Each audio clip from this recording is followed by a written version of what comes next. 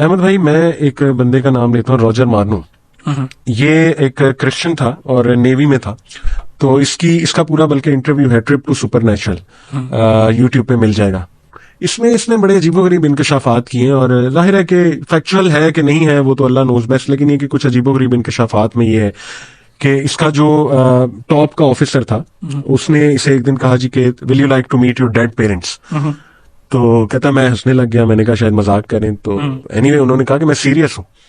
उसने कहा अच्छा।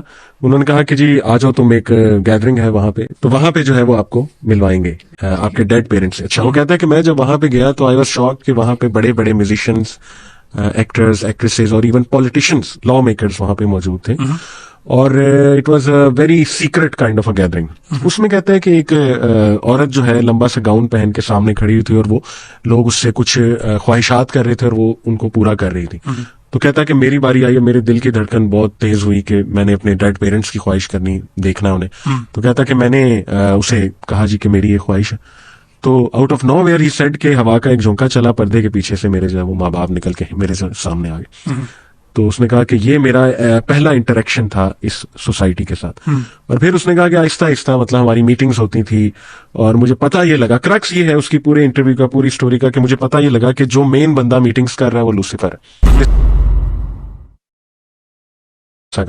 और फिर उसने ये भी बताया कि मेरी भी कन्वर्सेशन हुई है लूसीफर के साथ, पता नहीं इसमें कितनी हकीकत है।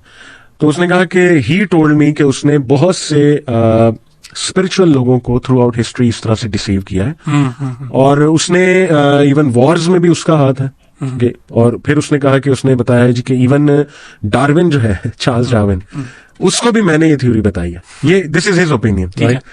तो this is also very interesting अगर इन चीजों को हम ब्रेक डाउन करें। क्योंकि आ जाके देखें ना अहमद भाई, पर्पस तो उसी का सर्व हो रहा है ना, शैतान का। अब वो डायरेक्ट कर रहा है या इनडायरेक्ट कर रहा है, ये एक अलग बहस है। बट मैंने कहा चलें ये भी आपके सामने एक नाम है, रॉजर मार्नो का, बड़ा ये फेमस है कल्टिस्ट।